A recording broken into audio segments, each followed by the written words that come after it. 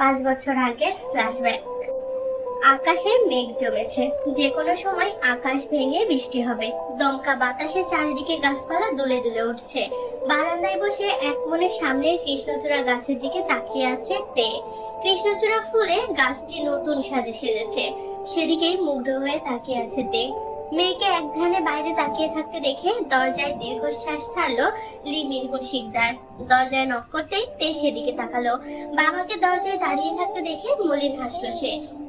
বাইরে দাঁড়িয়ে কেন আব্বু, ভেতরে এসো। কি করছিলে মা, এভাবে বাইরে দাঁড়িয়েছিলে কেন? মুস্কি হেসে ভেতরে আসে লিমিনহু। তে বাবার কথায় প্রতি উত্তর করলো না, রুমে এসে সোফায় বসলো। লিমিনহু শিকদারও মেয়ের পাশে বসে মাথায় হাত বুলিয়ে দিল। মেয়েটা কত বড় হয়ে গেছে, অথচ সে খেয়ালই করেনি, করারই সময় পায়নি। মেয়েও যে তার কাছে আগের মতো বায়নার ঝুড়ি নিয়ে বসে না, কেমন যেন দূরত্ব চলে এসেছে বাবা মেয়ের মধ্যে। দীর্ঘশ্বাস গোপন করে তের মুখের দিকে তাকিয়ে রইল লিমিনহু শিকদার। মেয়েটা আগের থেকে আরো বেশি চুপচাপ হয়ে গেছে। তুমি কি কিছু বলতে চাও আব্বু? মেয়ের নির্লিপ্ত গলা শুনে হালকা কেঁপে উঠল লিমিনহু শিকদার। মেয়ে তার মন পড়তে শিখে গেছে দেখে অবাক হয়ে তাকিয়ে রইল। তে মলিন হাসলো, ক্লান্ত গলায় বলে, দরকার ছাড়া তুমি আমার কাছে আসো না আব্বু, তাই এটা বোঝা খুব একটা কঠিন বিষয় না। নির্দ্বিধায় বলতে পারো, কি বলতে চাও? লিমিনহু শিকদারের বুকে কিঞ্চিত ব্যথা হলো। প্রয়োজন ছাড়া কি আসলেও মেয়ের কাছে আসে না? অন্যের উপর দায়িত্ব দিয়ে কি সে মেয়েকে সত্যি সত্যি একা করে দিয়েছে? এভাবে বলো না মা, তুমি আমার জীবনের সবচেয়ে মূল্যবান সম্পদ, যাকে আমি আমার বুকের লকারে নিয়ে ঘুরি। তোমার কাছে গল্প করতে আসতে পারি না আমি? আসতেই পারো আব্বু, তবে গল্পের পাঠ আমাদের অনেক আগেই চুকে গেছে। আচ্ছা বাদ দাও, কফি খাবে? না মা, তুমি বলো, তোমার দিনকাল কেমন চলছে? আলহামদুলিল্লাহ ভালো আব্বু। লিমিনহু শিকদার মেয়েকে বিয়ের কথা বলতেই ইতস্ত করছে। মেয়ের এখনো ছোট, তার উপর জাঙ্কুককে মেনে নিবে কিনা তারও একটা ব্যাপার আছে। তে তার দিকে তাকিয়ে হালকা হেসে বলে, যা বলতে চাইছো বলে ফেলো আব্বু। আমি তোমার বিয়ে ঠিক করেছি মা। আমি যে পেশায় আছি তাতে আমার জীবনের কোনো নিশ্চয়তা নেই, তাই আমি চাই যোগ্য কারোর হাতে তোমাকে তুলে দিয়ে যেতে, না হলে যে আমি মরেও শান্তি পাবো না। আমাকে ভুল বোঝো না মা। তে এক ধ্যানে তাকিয়ে আছে তার বাবার দিকে। বাবার ইতস্ততা বুঝতে পারে সে। মলিন হেসে বাবাকে আশ্বস্ত করে, আমি জানি তুমি আমার জন্য বেস্ট ডিসিশনটাই নিবে আব্বু। সমস্যা নেই, কবে বিয়ে করতে হবে বলে দিও, আমি রেডি থাকবো। তোমাকে কিছু কথা বলি মা, মনোযোগ দিয়ে শুনবে। পৃথিবী খুব কঠিন জায়গা, এখানে প্রত্যেকটা পদক্ষেপে আমাদের জন্য একটা পরীক্ষা, তাই নিজেকে সেভাবেই তৈরি করবে। তুমি যদি দুর্বল হও, মানুষ তোমাকে বারবার আঘাত করবে, তাই নিজেকে শক্ত করো, নিজেকে ঠিক এতটা কঠোর করো যাতে কেউ শত আঘাতেও তোমাকে ভাঙতে না পারে। সম্পর্কের দোহাই দিয়েও ছাড় দেওয়া যাবে না, বুঝতে পারছো আমার কথা? তে তার বাবার দিকে অবাক চোখে তাকিয়ে আছে। লিমিনহু শিকদার মুস্কি হাসলেন, কিছু কাগজ পাঞ্জাবের পকেট থেকে বের করে তের হাতে দিলেন। এখানে আমাদের সমস্ত প্রপার্টির দলিল রাখা আছে। তোমার 22 বছর বয়সে তুমি সব নিজের করে পাবে। এই জায়গায় হদিস তুমি বাদে আর একজন শুধু জানে, সে আমার কাছে ঠিক তোমার মতোই বিশ্বস্ত। তুমি হয়তো জানো না, আমি তোমার বিয়ে জাঙ্কুকের সাথে ঠিক করেছি। লিমিনহু শিকদারের কথা শুনে চমকে উঠল তে। মেয়ের মুখ দেখে হেসে উঠল লিমিনহু শিকদার, মাথায় হাত বুলিয়ে আদরে গলায় বলে, জাঙ্কুক খুব ভালো ছেলে, তোমাকে ভালোবেসে আগলে রাখবে। দেখো, তোমরা আমার ঠিক দুটো হাতের মতো। জাঙ্কুক আমার রাজনৈতিক দিকটা সামলাবে, আর তুমি বিজনেস। তুমি নিজেকে তৈরি করার আগ পর্যন্ত সবকিছু জাঙ্কুক দেখবে। সময় হলে বুঝে নিও তুমি। বাবার উপর একটু ভরসা রাখো মা, ঠকবে না। মেয়ের মাথায় হাত বুলিয়ে চলে গেল তিনি। এদিকে তে ভাবনায় পড়ে গেল, জেনি চৌধুরী বিষয়টা স্বাভাবিকভাবে নিবেন না, এটাতে জানে। এক সপ্তাহের মাথায় হুজুর ডেকে তে আর জাঙ্কুকের বিয়েটা হলো। জেনি চৌধুরী হাসি মুখেই ছিল সারাটা সময়। তের প্রতি মেকি ভালোবাসাও দেখিয়েছে খুব। তে শুধু তাচ্ছিল্যের হাসি হেসেছে। তের মতো জাঙ্কুকও ছিল নির্লিপ্ত। তার কথা মতোই বাইরের কাউকে তাদের বিয়ে নিয়ে কিছু জানানো হয়নি। তেরও এতে কোনো মাথা ব্যথা নেই। ঘুম থেকে উঠে ব্রাশ না করে কেউ বিয়ের আসরে বসতে পারে, তা তেকে না দেখলে বুঝতেই পারতো না জাঙ্কুক। সেও নিজের ট্রেডমিল থেকে নেমেই এখানে এসেছে। অবশেষে হুজুরের কথায় অজু করে এসে কবুল বলেছে দুজন। তাদের বিয়েতে না ছিল কোনো সাজগোজ আর না ছিল কোনো আয়োজন। বিয়ে পড়ানো শেষ হতেই তে নিজের রুমে গিয়ে আবারও শুয়ে পড়েছে। আজ সে সারাদিন ঘুমাবে। জাঙ্কুক নিজের রুমে গিয়ে শাওয়ার নিয়ে বেরিয়ে সোজা তের রুমে গেল। তে ততক্ষণে গভীর ঘুমে। ঘুমন্ত তেকে কোলে করে নিজের রুমে নিয়ে এলো জাঙ্কুক। তের ঘুম ভেঙে গেছে নড়াচড়ায়। চোখ খুলে অবাক হলো সে। কি করছেন এসব? কোথায় নিয়ে যাচ্ছেন আমাকে? নামান। পালকি করে নেয়ার অপশন নেই আপাতত, তাই কোলে করে তোমাকে তোমার স্বামী নিজের রুমে নিয়ে যাচ্ছে। By the way, it's totally expected task, so be comfortable there. জাঙ্কুকের কথা শুনে তে লজ্জা পেয়ে গেল। চোখ নামিয়ে চুপ করে রইল জাঙ্কুকের বাহুতে। জাঙ্কুক তা দেখে বাঁকা হাসলো। নিজের রুমে ঢুকে তেকে বেডে নামিয়ে দিয়ে তের রক্তিম মুখের দিকে তাকিয়ে অবাক হওয়ার ভান ধরে জাঙ্কুক। ও মাই আল্লাহ, তুমি লজ্জা পাচ্ছ? এটাও সম্ভব? তে কোনো উত্তর না দিয়ে উল্টো ঘুরে শুয়ে পড়ল। জাঙ্কুকও মুচকি হেসে তের পাশে শুয়ে তের কানে ফিসফিস করে বলে, আমার শূন্য বুক অনেকদিন তোমার অপেক্ষায়। এখানে একটু মাথা রাখবে তে। ভয় পেও না, তোমার অনুমতি ছাড়া কিচ্ছু করব না। সম্পর্কের পূর্ণতা তুমি তখনই পাবে যখন আমার মনে হবে তুমি আমার ভালোবাসা সহ্য করার জন্য তৈরি। ততদিন না হয় আমরা প্রেমটায় আয়েশ করে করি, কি বলো? তে শক্ত করে চোখ বন্ধ করে ফেললো। এই লোক এখন প্রেমের কথা বলছে, অথচ সে কবে তার প্রেমে বরফের মতো জমে বসে আছে। এই প্রেম প্রকাশ হওয়ার ভয়েই তো তার থেকে নিজেকে এত দূরে রাখতো। জাঙ্কুক এক হাতে তের কোমর টেনে নিজের কাছে নিয়ে এলো। তের মাথা নিজের বুকে চেপে ধরে আস্তে করে বলে, ঘুমাও। আজ সারাদিন ঘুমিয়েই না হয় আমরা বাসর দিন উদযাপন করব। তুমি চাইলে আমি কয়েকটা চুমুও খেতে পারি। আমাকে কিপটে ভেবো না, বর হিসেবে আমার মন অনেক বড়। বলতে বলতে তীর সারা মুখে চুমু খেয়ে ফেলেছে জাঙ্কুক। নাও, প্রমাণটাও দিয়ে দিলাম। তে হা করে তাকিয়ে আছে জাঙ্কুকের দিকে। মনে মনে বিড়বিড় করলো, অসভ্য লোক। বিয়ের 6 মাসের মাথায় জেনি চৌধুরী হঠাৎ করেই নিজের আগের রূপে ফেরা শুরু করে। কথায় কথায় তেকে অলক্ষী অপয়া বলে অপমান অপদস্থ করতে থাকে। তে তাতে খুব একটা পাত্তা দেয়নি, নিজের মতো করে জীবন কাটাতে থাকে সে। জাঙ্কুক কিংবা লিমিনহু শিকদার কাউকেই এই ব্যাপারে কিছু বলতো না তে। এর মধ্যেই তাদের জীবনে আবির্ভাব ঘটে লিসা নামক রমণীর। কানাডায় জাঙ্কুকের প্রতিবেশী ছিল তারা।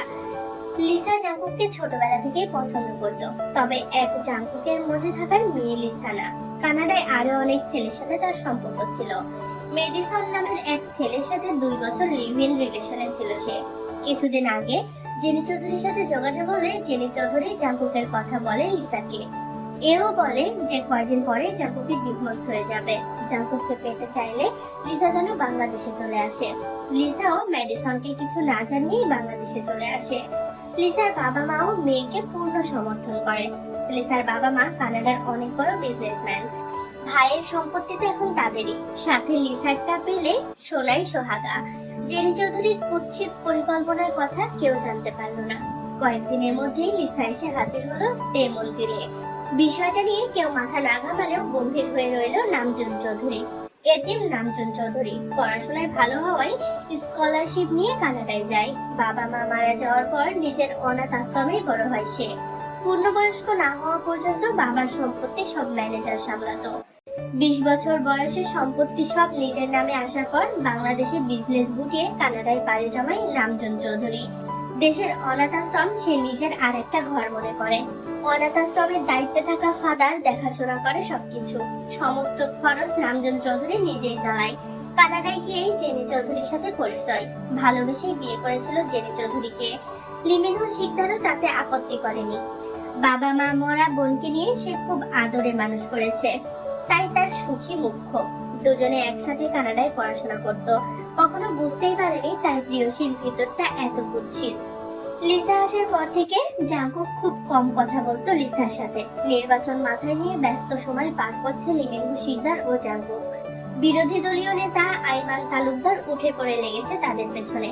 জাঙ্কুকের চমৎকার বুদ্ধিমত্তার জন্য কিচ্ছু করে উঠতে পারছে না, তবে হাত গুটিয়ে বসে নেই সে, শুধু একটা সুযোগের অপেক্ষা।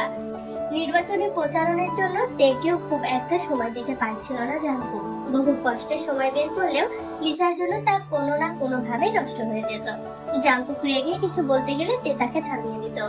বাড়ির মেহমানদের সাথে এমন আচরণ মোটেও শোভনীয় নয়। সেই সুযোগই লুফে নিতে লাগে লিসা। দূরত্ব সৃষ্টি হলো জাঙ্কুকের সাথে তের। মাঝে মাঝে রাতেও দেখা হতো না দুজনের। গভীর রাতে এসে আবার ভোরেই বেরিয়ে যেত জাঙ্কুক। অন্তর্মুখী হওয়া তের খুব একটা বন্ধু ছিল না। একমাত্র ইয়নই ছিল তের ছোটবেলার বন্ধু। দুজন দুজনের প্রাণ টাইপের বন্ধুত্ব তাদের। তাদের জীবনে কালবৈশাখী ঝড় হয়ে আসে ইয়নোর জন্মদিন। রাতে পার্টি থাকায় তে আর কলেজে যায়নি। সারাদিন বাসায় থাকার প্ল্যান করে সে। বাবার সাথে খুব একটা দেখা হয় না তার। একাকিত্বে অভ্যস্ত সে। তবে মাঝখানে জাঙ্কুকের যত্ন তার অভ্যাসে বেঘাত ঘটিয়েছে। এখন খুব শূন্যতা অনুভব হয় জাঙ্কুককে ছাড়া। নিজের রুমের বারান্দায় বসেছিল তে। ফোনের মেসেজ টিউন বেজে উঠতে ভ্রু কুঁচকে গেল তার। এই সময় আবার কে মেসেজ দিচ্ছে? মন্ত্রী সাহেব নয় তো? মুখে মুচকে হাসি ঝুলিয়ে মেসেজ অপশনে ঢুকতেই চোখ স্থির হয়ে গেল তের। ফোনের স্ক্রিনে জলজল করছে জাঙ্কুক আর একটা মেয়ের অন্তরঙ্গ ছবি। কোনো এক অভিজাত হোটেলের রুমে বিবস্ত এক নারীকে বুকে নিয়ে শুয়ে আছে জাঙ্কুক। এতটা ঘনিষ্ঠ আজ পর্যন্ত তারাও হয়ে ওঠেনি। নির্লিপ্তভাবে চোখ সরিয়ে নিল তে। ফোনটা জায়গা মতো রেখে আগের মতো প্রকৃতিতে বিভোর হলো। সন্ধ্যায় রেডি হয়ে বেরিয়ে পড়লো ইয়নোর বাড়ির উদ্দেশ্যে। তেকে বোনের নজরে দেখে ইয়নো।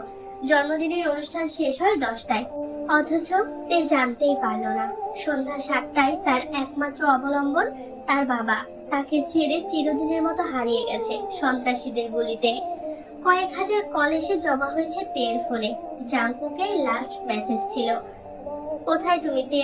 যেখানেই থাকো তাড়াতাড়ি হসপিটালে চলে এসো। মামার গুলি লেগেছে, তোমাকে দেখতে চাই। তাহলে আমাকে বলো কোথায় আছো, আমি তোমাকে পিক করছি। একা বের হওয়ার দরকার নেই। প্লিজ ফোন রিসিভ করো জান, আমার খুব টেনশন হচ্ছে।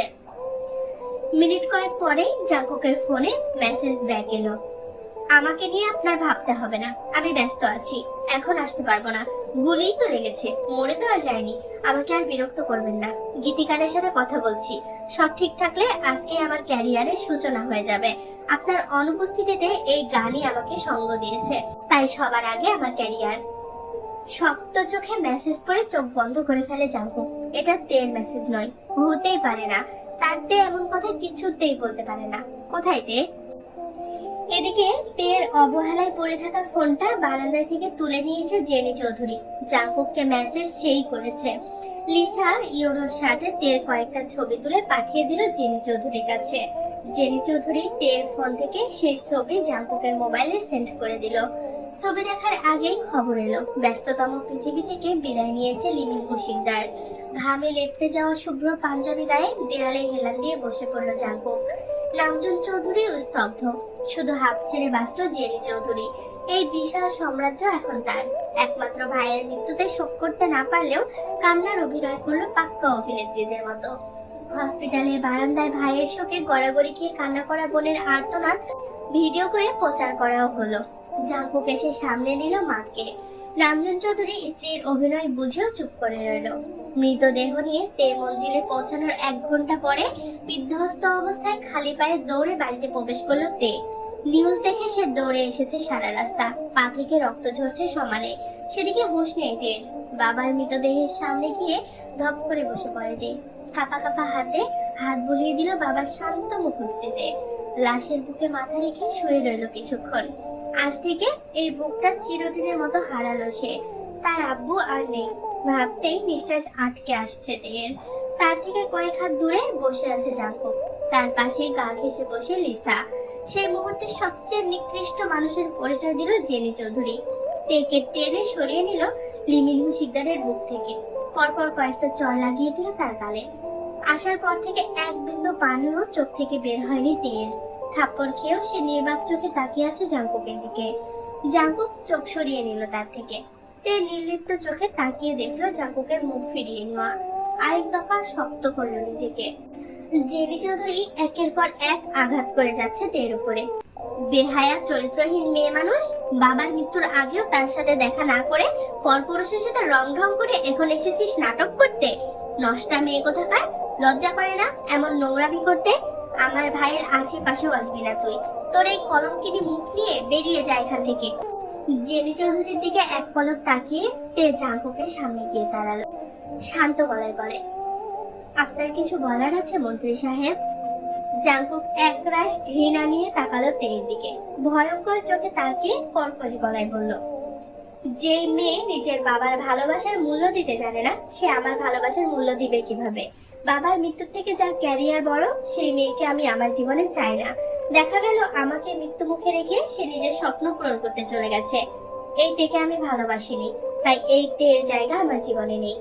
গো to hell with your fucking dream.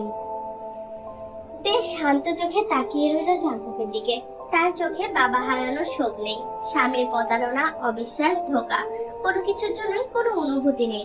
চোখে নেই এক বিন্দুও নোনা জল। জাঙ্কুকের সামনে থেকে বাবার লাশের পাশে গিয়ে বসলো তে। বাবাকে জড়িয়ে ধরে ক্লান্ত গলায় বলল, তুমি মানুষ চিনতে ভুল করেছো আব্বু। অযোগ্য মানুষের হাতে নিজের মূল্যবান রত্ন তুলে দিয়েছো। আমাদের শেষ দেখাটা সুখকর হলো না আব্বু। যে শূন্যতা নিয়ে তুমি চলে গিয়েছো, আমাকেও তা সারা জীবন বয়ে বেড়াতে হবে। পরপারে ভালো থেকো আমার সুপার হিরো। আমি তোমার রত্নের যত্ন নিব। জেনি চৌধুরী তেরে আসতে নিতেই নামজুন চৌধুরী তাকে শক্ত হাতে থামিয়ে দিল। ভয়ঙ্কর চোখে তাকিয়ে বুঝিয়ে দিল ফলাফল ভালো হবে না। স্বামীর কড়া চাহনিতে থেমে গেল জেনি চৌধুরী। কটমট করে তাকিয়ে রইল তের দিকে। বাবার কপালে চুমু খেয়ে নিজের রুমে চলে গেল তে। লিমিনহু শিকদারকে দাফন করতে নিয়ে যাওয়ার সময়ও নিচে আসেনি তে। ইওনো সারাটা সময় চুপচাপ সবকিছু দেখছিল। তের এই শান্ত ব্যবহার ভাবাচ্ছে তাকে। তের পিছু পিছু সেও এসেছিল এখানে। জেনি চৌধুরী তেকে আঘাত করার সময় সে যখন রাগে এগিয়ে যাচ্ছিল, তখন তের ইশারাতে থেমে গিয়েছিল। তখন থেকেই সারা শরীর রাগে জ্বলছে তার। লিমিনহু শিকদারের দাফন শেষ হলো রাত 2টায়। দলীয় নেতা সহ হাজার হাজার মানুষ তার জানাজায় অংশগ্রহণ করেছিল। বিরোধী দলীয় নেতা আইমান তালুকদারও এসেছিল জানাজায়।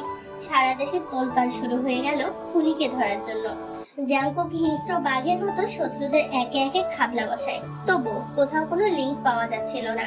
সারা রাত বাইরে কাটিয়ে ভোরে বাসায় আসে জাঙ্কুক।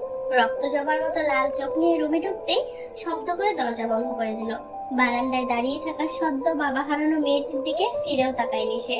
ওয়াশরুম থেকে ফ্রেশ হয়ে বিছানায় শরীর এলিয়ে দিয়েছিল। সেদিকে তাকিয়ে তাচ্ছিলের হাসি হাসতে। চোখ ঘুরিয়ে আকাশের দিকে তাকিয়ে গুনগুন করে লতা মঙ্গেশকরের গাওয়া গানের কয়েকটা লাইন গাইল। কে জাগলে কে ফির হসি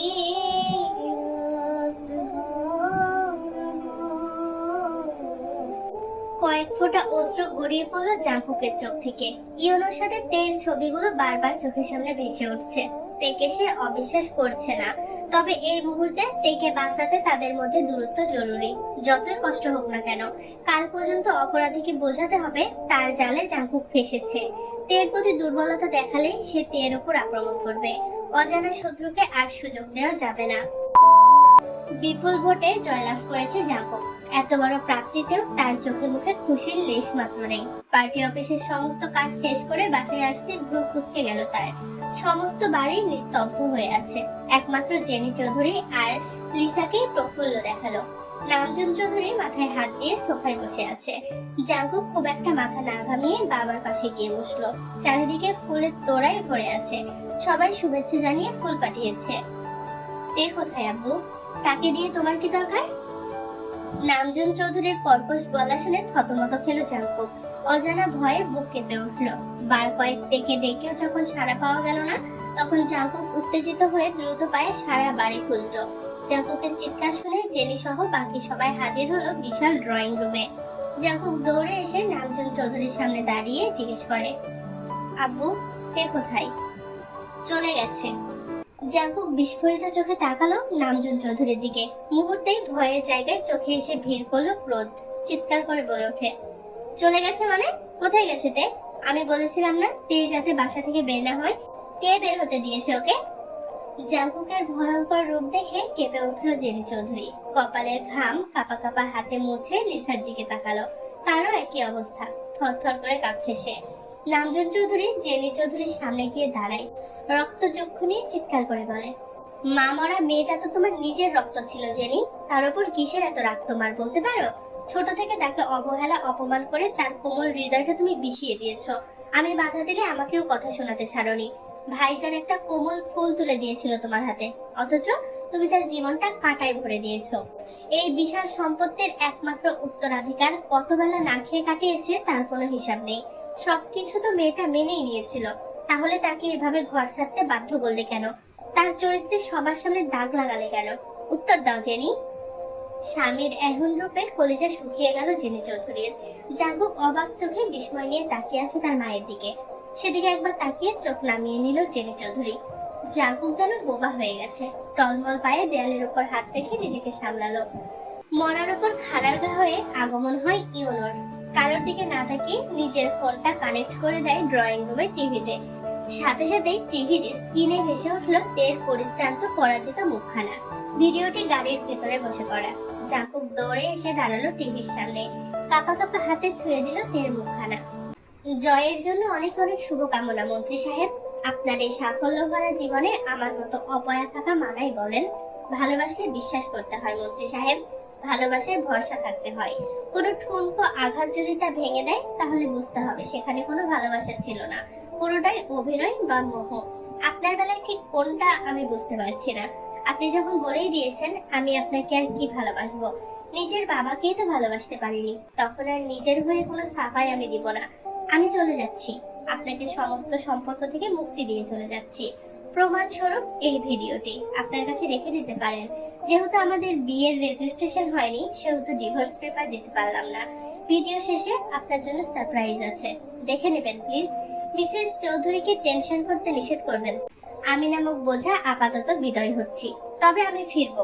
আমার আব্বুর খুনিদের ভয়ঙ্কর মৃত্যু দিতে আমি ফিরবো, কিন্তু আপনার জীবনে কখনো ফিরবো না মন্ত্রী সাহেব।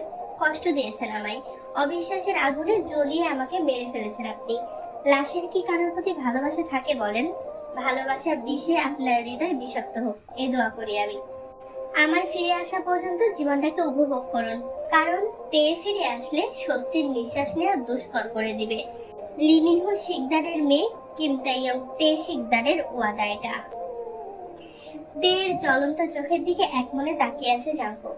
তের ভিডিও বন্ধ হতেই স্ক্রিনে সেদিনের জাঙ্কুকের ছবিগুলো ভেসে উঠলো। লিমিনহো শিকদারের মৃত্যুর দিন সকালে পাঠানো হয়েছে তেকে। জাঙ্কুক একের পর এক ধাক্কা সামলাতে পারলো না, মস্তিষ্ক অচল হয়ে গেল। অতিরিক্ত চাপের ফলে মাইনর অ্যাটাক হয়ে গেল তার। নামজুন চৌধুরী মেঝেতে লুটিয়ে পড়া ছেলেকে ধরে চিৎকার করে কেঁদে উঠলো। সিংহের মতো দাপিয়ে বেড়ানো মানুষটাকে এভাবে দেখে সবার চোখে অশ্রু ভারী করলো। দেহরক্ষী আর ইওনো মিলে জাঙ্কুককে তাড়াতাড়ি হসপিটালে নিয়ে যায়। নামজুন চৌধুরী ছেলের সাথে যেতে নিয়েও স্তব্ধে বিমুখ জেনি চৌধুরীর দিকে তাকিয়ে হুঙ্কার ছাড়লো, আমার ছেলের কিছু হলে তোমাকে আমি নিজের হাতে খুন করবো জেনি। ভুল করেও তোমার এই নোংরা চেহারা আমার ছেলের সামনে নিয়ে আসবে না। তো পাখিরা, ফাইনালি আমি তোমাদের এটা জানাতে চাই, আজকের ভিডিও এডিটের জন্য আমি খুবই দুঃখিত। আমি অনেক সুন্দর করে ভিডিওটা এডিট করেছিলাম, কিন্তু আমার ফোনের স্পেস একদম শেষ হয়ে গেছে, স্টোরেজ নাই জন্য আমার ভিডিওটা ডাউনলোড করতে পারছি না আমি কালকে রাত থেকে। তো এখন আমি আমার ফোনের সবকিছু যাবতীয় প্রয়োজনীয় জিনিসপত্র যত যা আছে, ধরো ভিডিও থেকে শুরু করে সবকিছু আরেকটা ফোনে ট্রান্সফার করছি, মানে আমার নতুন ফোন ওইটাতে নিচ্ছি। তো ওইটাই নেওয়ার পরে আমি এই ভিডিওটা ডাউনলোড করবার জন্য আমার এই ফোনে যতগুলো ভিডিও ছিল সবকিছু আনইনস্টল করে দিছি, মানে ডিলিট করে দিছি। এবার আমি যখন এটা ডাউনলোড করতে যাচ্ছি তখন আমি দেখি যে আমি যেহেতু ডাউনলোড করার আগে, মানে ইনশর্ট অ্যাপস থেকে ডাউনলোড করার আগে ওই ভিডিওগুলো ডিলিট করে দিয়েছি। এটার জন্য আমার যেই ভিডিওগুলো ডিলিট হয়ে গেছে সেই জায়গার ভিডিওগুলো চলে গেছে। এখন পিন্টারেস্টে কিছু ছবি আছে, যে ছবিগুলো আমি ভিডিওতে লাগাইছিলাম সেই ছবিগুলো ভিডিওতে থেকে গেছে, আর যেগুলো ভিডিও লাগাইছিলাম সব ডিলিট হয়ে গেছে। এখন আমি কোনোভাবে মানে ওই ভিডিওগুলো আমার ফোনে আনতে পারছি না, কারণ আমি ডিলিট করে দিয়েছি। আর এটাও ডাউনলোড না করে আমি শেয়ার করে ওই ফোনে নিতে পারবো না, যে ওই ফোনে নিয়ে আবার আমি ভিডিওগুলো লাগাবো। তো দ্যাটস ওয়াই, বুঝতে পারছো আমার প্রবলেমটা কোথায়। এটার জন্য এভাবে দিয়ে দিছি। আজকের মতো কষ্ট করে ম্যানেজ করে নাও, আই প্রমিস আজকের পর থেকে আর এরকম হবে না। আমি এখন থেকে ভিডিও বড় বড় দিব, কারণ আমার ফোনের স্টোরেজ চলে এসেছে, মানে নতুন ফোন পেয়ে গেছি। আর কথা হচ্ছে আর কি সুন্দর সুন্দর এডিট করবো। তোমরা বেশি বেশি লাইক কমেন্ট শেয়ার করো আর সাবস্ক্রাইব করতে ভুলো না। সো আল্লাহ হাফেজ।